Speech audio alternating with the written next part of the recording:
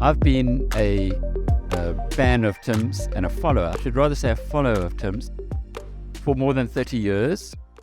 During my very brief life in the corporates, I used to run a portfolio at ABSA, which included the sponsorship portfolio, which was a fantastic job because we sponsored the rugby through Bankfin. We sponsored cricket through Trust Bank. We sponsored basketball, would you believe, through Allied.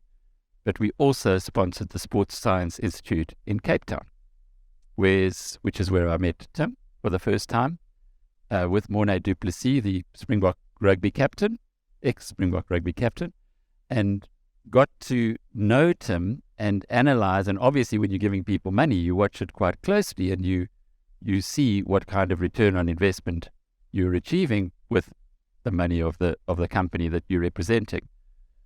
And I've had nothing but admiration for him in those times, for his processes, and for what has happened subsequent to that. There's another little part to the story. BizNews is now nearly 10 years old. It's hard to believe, but we will turn 10 in August this year, on the 5th of August this year. And in the early days, we had a lady called Marika Sporos who used to work with us and used to do the health section. And Marika worked closely with Tim for quite an extended period and also worked with him on producing one of those books that you can find there. So we've been exposed to his work at BizNews, and the BizNews community has, from the very, very early days of this organization's beginnings. So it's with huge pleasure that I introduce to you Professor Tim Noakes, who hasn't been on a public platform for quite some time. And I think you would know from his story yesterday that that's no accident. He is, however, amongst friends here. He is with the tribe, and we can't wait to hear what he has to share with us today. Tim. Well, thanks very much, Alec, and particularly for the opportunity to speak to a group who don't frighten me. And I want to thank you all for the warm welcome that you've given me. I really appreciate it very much. I've got restricted time and lots of slides, and a lot of the slides are just text to make sure that I stay on the direction, and they're quotes and so on. So excuse me if I do go through it quite quickly, but the only way I can keep the context is to make sure that we go through this process. Otherwise, I get distracted. So I'm going to say, why does medical science and medical scientists fail so often, yet you continue to believe them? And Alec hinted at the problem. And I used Albert Einstein, and he said, no amount of experimentation can ever prove me right. A single experiment may at any time prove me wrong. And the key is you've got to look for that experiment that's going to prove you wrong. And we don't do that enough. So here's the way science should work, is you develop an hypothesis, you set out a test to disprove it. That then makes you modify the hypothesis, and you carry on like that until ultimately you supposedly reach the truth. But you can never reach the truth. Why not? Because you never know if that final experiment is the final experiment. Humans can't know that. And so here's Tintin's statement. The statements of science are not of what is true and what is not true, but statements of what is known with different degrees of certainty. And my point is that when you hear scientists telling you with absolute certainty that this is the reality, then you must question them. So I mentioned yesterday what I think is an authentic scientist, and an authentic scientist engaged in a lifelong expedition to uncover any evidence that challenges his or her most hallowed teachings. And that's how you judge a scientist. When you see them on television, on radio, you ask yourself, could this guy ever test his hypothesis? Does he ever test his beliefs? And if he doesn't, you don't believe him. Simple as that. But what's happened is we've been taken over by these guys, the imitation scientists. And the imitation scientists believe that science is a religion, and he or she is the high priest, priestess. They have zero interest in all the evidence. They never read beyond what they're allowed to read. They're especially in any evidence that challenges the dominant paid-for doctrine. They're without doubt. They never question. They never debate. They say only what he or she is allowed to say. And the mainstream media today gives you a message that only they are allowed to say. They're only allowed to say what you get. You cannot believe the mainstream media at the moment because it's all paid for and it's got a doctrine that it's telling you and it's false. Close ties to industry, and if you look carefully, you scratch the surface, you find that these people are often rather too wealthy for their academic positions. Academics are not paid well. So when you see someone driving a red Ferrari worth 4 million rand, you start questioning what's going on. So this is the process of science on the left. I'm not going to go through it. I've kind of identified, but there's the pseudoscience on the right. And it always comes, they discard any data that disagrees with them. Remember, the whole point is you've got to find the data that disagrees with you because that's the most important data you will ever see, is what disagrees with you. So they discard it and then they tell you to trust the experts. So this pseudoscience is the equivalent of match fixing in sport. You must understand that. Everyone understands you don't match fix. You go to sport because you don't know what the outcome's going to be. But the outcome in science is often decided before the activity begins. And that's paid for science. So I'm going to talk about the diet, heart, cholesterol, statin, crime scene. And by the time you're finished, I hope you will throw your statins away because I'll prove to you that they've got nothing to do with heart disease. Okay, so I have written a series, as you may have read, on Alec's site. And this is all about how Ansel Keys confused us and promoted a fake hypothesis. So I became aware of this in 2011. I first published, this is my sort of biography, and then I changed my mind, and you can see that I've changed the nutrition. It says something there. And so one of the chapters that I added to the second edition was Nutrition 101, because now I changed my diet from the high carb to the low carb. And I quoted George Mann, the cholesterol lipid theory of heart disease is the public health diversion of the century, the greatest scam in the history of medicine. And so immediately the mainstream media decided they better act. And so they sent this lady, Martinique Stillwell, is a medical doctor, and she was now going to write something for South Africa. And there it says, this 2012, is Tim Noakes the Millennium of medicine? Which may or may not be a good thing. So she gets to the cardiologists, who all of them are funded by industry and whose careers are absolutely dependent on their link to the industry. So she speaks to them. So cardiologists question if Noakes is the Malema of medicine, a man with a horde of followers and a considerable media sway who is capable of producing charismatic, easy to hear and probably irresponsible solutions to very complex problems. So there you are. Noakes is a classic quack scientist, absolute pseudoscientist. And the experts, the cardiologists, don't agree with him. So let's look at it. Now, the error they make in medicine is that you are told if you have a risk factor, we have to treat the risk factor. So age is a risk factor for heart disease. Cholesterol is a risk factor.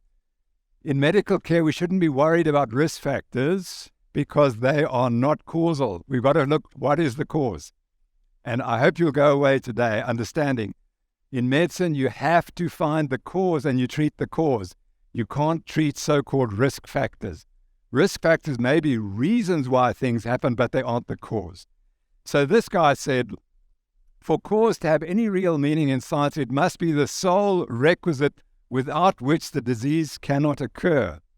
Elimination of the cause eradicates the disease. And this is key. Reduction in incidence rather than elimination of the disease precludes a causal relationship. So in other words, if you take a medication and it does not eradicate the disease, that it's not acting on the cause. Because you treated the cause supposedly, but you still got the illness. And that's very important because whenever you hear a person speaking for the pharmacy industry, they'll say we reduced the incidence of a disease. No. You've got to eradicate the disease. If you don't eradicate the disease, you don't know what's causing it. No study has ever shown that statins eliminate coronary heart disease. Hence, cholesterol is not the cause of error, the true cause of coronary heart disease. So let's look at the evidence, which I'm going to give you now. Imitation scientists never question what that something might be for fear that they might find out what is the real cause. So now let's look at this. Many of you think that, and I asked a question of a friend who was taking a statin. I said, so tell me, you're 50, you're taking a statin, how much benefit do you think you're going to get? He said, well, I'm going to get to 70 now, so I'll get extra 20 years. of life, okay? So how much extra life extension would you expect with statin use for the rest of your life? 30 years or 30 days? So here's the data. We always go with the data. So I want you to look on the right-hand slide, and that is the days of life extension. Not years, days. These are all the famous cholesterol-lowering studies for statins, and the best benefit was 25 days extra life extension. Did your doctor, when he put you on a statin, ever tell you that? The answer is, of course not. So, there we go. That's the best evidence was 25 days life extension. So the public expectation is statin drugs are a miracle. They will delay the first cardiovascular event in those with elevated blood cholesterols by at least 2 to 3 decades. But the grim reality is that statin drugs are essentially useless and might delay the appearance of cardiovascular disease by 2 to 3 days in perhaps 1 in 100 patients. We're not even talking about the total. We're looking at one person might benefit. The inefficiency of these miracle drugs indicate how low the medical profession has set the bar for effective medications in chronic disease. It is so low that anything that is slightly above that now becomes a miracle drug. And that's how gullible we have become.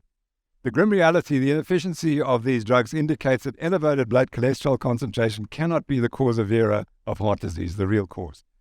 Now, the person who provides the best evidence is, in fact, the professor of cardiology at Harvard Medical School. And I debated him some years ago, and that's never reported that I'd actually debated the guy. And at the end, the person who organized the conference said, I think you made your point. Several large controlled clinical trials have indicated that cardiovascular events continue to occur in 2/3 of all patients treated with statin drugs. That's the professor of medicine at Harvard. It's not an anti-cholesterol denialist. This is the professor of cardiology. So what he's saying is that 2/3 of people in their clinical trials who remain on the statin for a period still have heart attack. 2/3. So here's the data. So if this should be the number of heart attacks or the percentage of people that have heart attacks during the clinical trial, if the drugs act on the causa vera, it should be 0. So what's the number of people who have heart attacks when they're on statins in these clinical trials? Here we go. That's the percentages. And that's the actual number of people in the trials.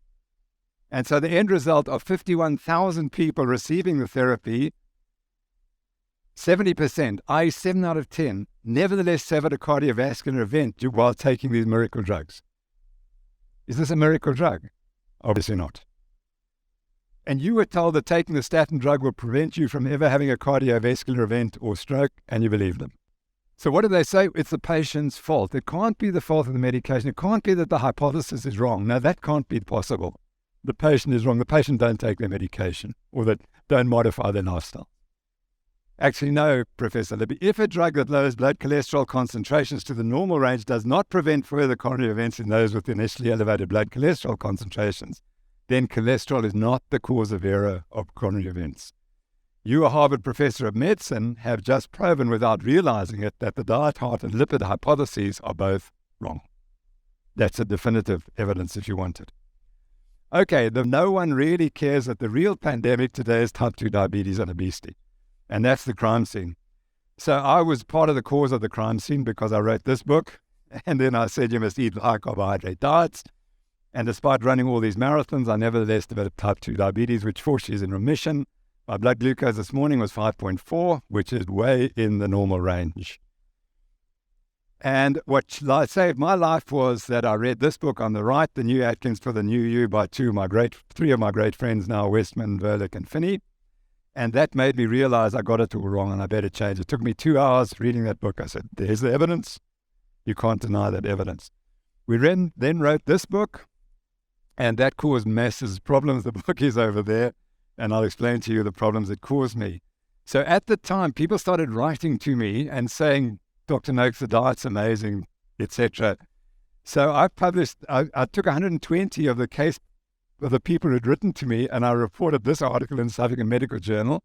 My university tried to get it removed, from the literature because I hadn't had ethical approval to use the data because the people, it was anonymized. In other words, no one knew who the person was.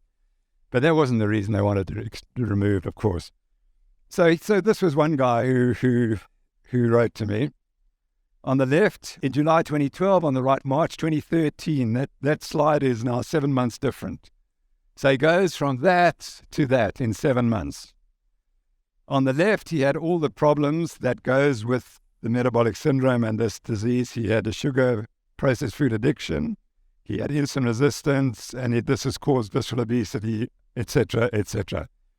And here he is, and what happened, what had changed, he had sorted out his sugar food addiction, and he's fine now, and he doesn't eat carbs, and he looks fantastic. And I wasn't allowed to say that this person had reversed their type 2 diabetes, because type 2 diabetes, you can't reverse type 2 diabetes. That's what my university teaches, what every university in South Africa teaches. So that he achieved an 84.6 kilogram weight loss achieved in 28 weeks. So when you see that, it's an anecdote, but it shows what's possible. And he's not even the best. We've got a guy who lost 130 kilograms now. So in the book, I wrote our report that find that banting cures some cases of type 2 diabetes, high blood pressure, etc. The finding that banting improves blood glucose control more effectively than the high-carb diet is established, though seldom acknowledged. I was then asked to speak to the wellness group in Parliament, and this picture caused a massive problem because it was seen by my colleagues, and they decided they better act against me. So if the article has nothing to do with promoting a particular book or diet, it says there's a ticking time bomb. Instead, it's about the prevention of the coming type 2 diabetes. But 4 professors in the Faculty of Health Sciences at UCT with strong ties to the pharmaceutical industry didn't see it that way. And so they changed the messaging. Instead, they decided on behalf of UCT that I should be publicly humiliated and my academic career should be cancelled forthwith. So they wrote a letter to the Cape Times, and there it is, and you can see that it came with all the trappings of if it came from the University of Cape Town. It didn't. It was their for opinion, but they didn't allow that to happen. And so they said, it's a serious concern that I'm aggressively promoting the diet as a revolution, making outrageous, unproven claims about disease prevention, and maligning the integrity and credibility of peers, etc., etc., etc. And the University of Cape Town doesn't agree with that approach. My son then went, and he's an expert on social media, and he wrote this article. He looked at what else they did. They used the social media also to harass me. And the point I would make is that imitation scientists, which these people are, doesn't matter that they're full professors in the University of Cape Town, they're still imitation scientists because they never bother to investigate their certainties with even a smidgen of open-minded rigor. But I knew when I looked at the literature that it was known that diabetes can be reversed by the low-carbohydrate diet. It had been known since the 1940s by Larry Newberg. And he wrote this article, and he showed, and the data is clear in the article, that he reversed type 2 diabetes in 77% of the people that he put on a low-carbohydrate diet. So he said, these persons have not inherited an incurable disease of the tissues that produce insulin. In other words, it can be reversed with dietary intervention. And would you believe it, the American Diabetes Association last year comes up with new guidelines, and they say low-carbohydrate eating plans may result in improved blood glucose control and reducing overall carbohydrate intake. So I said that in 2012 and got excommunicated from my profession to the point where I had to deregister with the Health Professions Council. But I was 10 years later and proved to be right. This is the book that we wrote with Marika Sporis about the story. And just to say that I then formed the Noakes Foundation, and one of our jobs is to get the message out, and we do that through the Nutrition Network. And may I just add that one of our key sponsors is Dirk van der Walt, who's in the audience, and I'd like to publicly thank him for his support. And we've now produced the first textbook in the world on the low-carbohydrate diet, the first textbook. It didn't come from Harvard, it didn't come from UCT, it didn't come from Stellenbosch, it came from this rinky-dinky little foundation in Cape Town. And we got 67 of the brightest minds in the low-carb diet to contribute to this, and it's coming out in 2023. There's more than 250,000 words and more than 15,000 words in the references. And the conclusion is the low carbohydrate diet is the most scientifically studied diet in human history. That's it. So you can put that in the library at the University of Cape Town, and then we can start arguing. Okay, the final one, the addictive ultra-processed food crime scene. And this is the real crime scene, and you never told it. And that's the tragedy. And it took me a long time to understand this is the real crime scene. So this is what happened with obesity rates in America. You can see up to 1977, quite low rates, and then they've just taken off. And diabetes always follows 20 years later. There's a 20-year time frame for diabetes to happen. There you go. And now this is what's happened in America visually. In one generation, the rates of the rates of obesity have trebled in one generation. So we go from low rates of 10% up to 25 to 30% in most states by 2021. So what's happened is we were very healthy for millions of years, and then along came this, and that's what happened. And this guy's problem is he's perpetually hungry. He's always hungry. Obesity is a disease of hunger, which of course is paradoxical because he's got so much fat you'd think he would never be hungry. So the key which we realize is the food addiction, and that's what we promote now, the Noakes Foundation and the Nutrition Network. We're one of the first people in the world to push the concept of food addiction, and these are one of our lecturers, and those are her books. This article was published last week in Britain. UK pushed to rank food addiction alongside drugs and alcohol. And that's work by the low-carb community. They have brought this to the public's attention. Now, I'm finally going to give you the story, what you have to understand about nutrition. It's very, very simple. It is so simple that I can do it in 3 minutes. George Cahill was the first person to study people starving and fasting, and he came to the conclusion that the body responds to one stimulus in its metabolic stimulus. And the goal of the body is to regulate the blood glucose concentration. That is the primary role of our metabolic response to food, is to control the blood glucose. So he goes on, this is the rules of the game. One of these, the most important primary rule, is to maintain the glucose levels within a very narrow limit, returning the level rapidly to the norm if perturbed in either direction. I can't explain to you enough. You have to understand that. Your whole health depends on you understanding this point. So what happens? Here we go. This is people with diabetes like myself when they eat carbohydrates. And I'm going to go through it slowly because I want you to see these big spikes. Those are spikes in glucose in people taking carbohydrate. So here we go. The first line, that's my blood glucose during the day. And I'm type 2 diabetic, and that's the rest of the people. So now I have 5 grams of glucose in my blood, 5 liters. I've got 5 grams. The first scale, this person here is diabetic, their blood glucose is elevated. How much glucose do they have in their bloodstream? They have 6.25 grams of glucose. So the only difference between the diabetic and the non-diabetic is 1 gram of glucose in the bloodstream, or 5 liters. That's what's diabetes. There's the group who are taking a low carbohydrate diet in this experiment, and they've got 9 grams of glucose. And then this spike, which is what most of you have now in your body right at this moment because you had cereals for breakfast and orange juice and sugar in your coffee. This is where you're looking at the moment, 16 grams of glucose in your bloodstream. That's all. 16 grams, but you probably ingested 50 or 60 grams. And 16 grams get into the bloodstream, and that's what happens. Now, the response is that you spike your insulin, and the insulin is a problem for all of us, for every single human. If we oversecrete insulin, we get into trouble. So it's these perpetual spikes that cause the problem. And that's on a standard diet.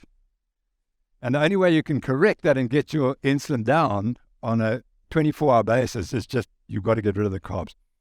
And from my experience now over the last 10 years, I know that each person, every single person, has to work out how much carbohydrate can you tolerate.